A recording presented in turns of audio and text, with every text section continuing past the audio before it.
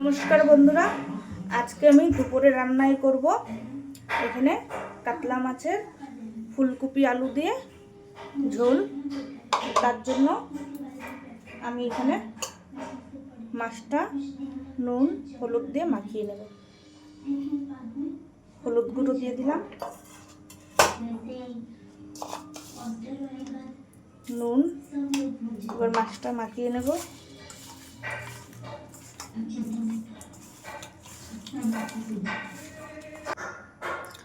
মাছটা মাখানো হয়ে গেছে। এবার দেখেন, গ্যাসে আমি গরম জল বসিয়ে দিয়েছিলাম। তো গরম জলটা এবার আমি ফুলকপিতে, আলু আর ফুলকপিটাতে ঢেলে দেব। দিয়ে দিলাম। এবার নুন দিয়ে দেব। নুন দিয়ে এটা আমি যতক্ষণ মাছটা ভাজবো ততক্ষণ ভিজিয়ে রাখবো, তাহলে কিছু পোকামাকড় থাকলে বেরিয়ে আসবে। রেখে দিলাম। এবার গ্যাসের উপরে কড়াইটা আমি বসিয়ে দিয়েছি।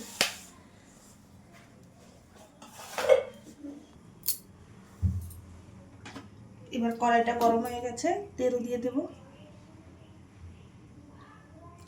তেল দিয়ে দিলাম।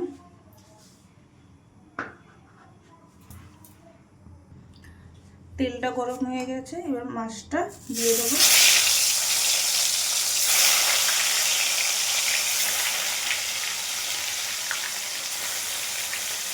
সিম্পল ফুলকপি আলু পাতলা ঝোল।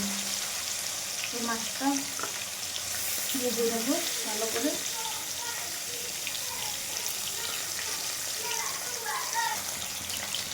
এক পিঠ হয়ে গেছে, এবার মাছটা আমি উল্টিয়ে দেবো।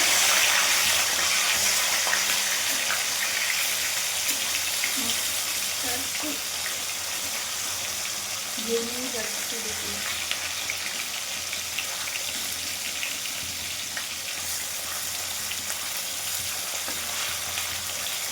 মাছটা উল্টিয়ে দিচ্ছি। তো মাছটা পাল্টিয়ে দিলাম। এইভাবে সবগুলো মাছ আমি ভেজে নেব। সবগুলো মাছ এভাবে ভেজে নিয়েছি। এবার মাছগুলো নামিয়ে নিলাম। এবার দিয়ে দেব, এই আর তেল দেব না, এই তেলটাতে আমি পেঁয়াজ দিয়ে দিলাম। দিয়ে সামান্য ভেজে নেব পেঁয়াজটা।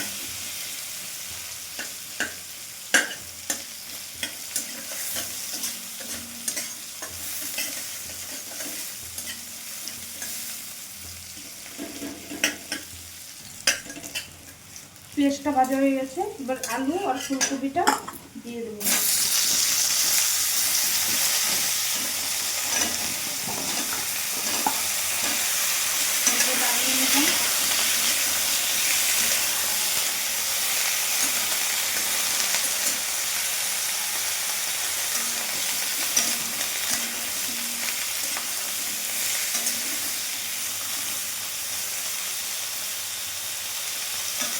এবার নাড়িয়ে এবার 2-3 মিনিট আমি আলু আর ফুলকপিটা ভেজে নেব। 2-3 মিনিট ভাজার পরে এবার আমি গুঁড়ো মশলা দিয়ে দেবো।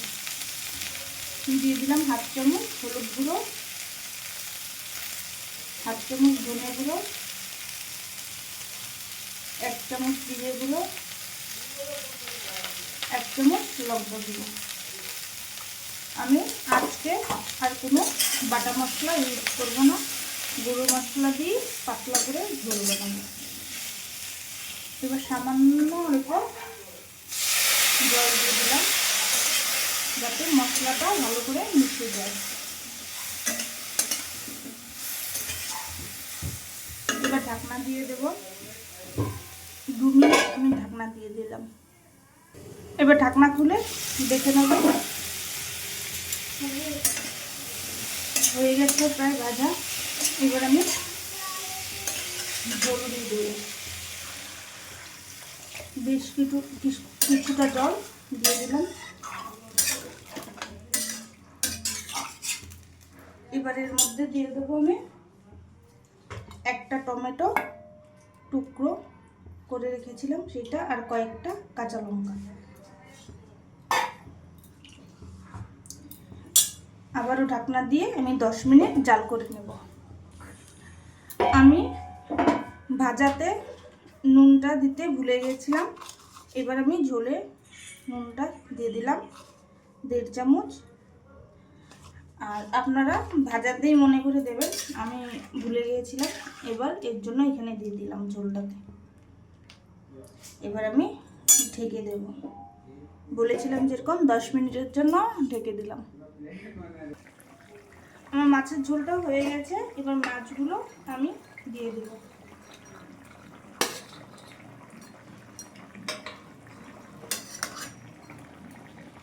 তো আমার রান্নাটা কেমন লেগেছে? সিম্পল একটা রান্না, আমি জানি আপনারাও ঘরে বলবেন যে ঘরে তো আমরাও এরকম রান্না করি, তো আমিও ওইভাবে রান্না করি, তার জন্য আপনাদের সাথে শেয়ার করলাম। আমি জানি আপনারা ঘরে রান্না করেন এইভাবে, তবু শেয়ার করলাম। যদি ভালো লাগে তাহলে লাইক করে দেবেন, আমার ফেসবুক পেজটাকে ফলো করবেন। আমার মাছের ঝোলটা হয়ে গেছে, এবার নামিয়ে নেব।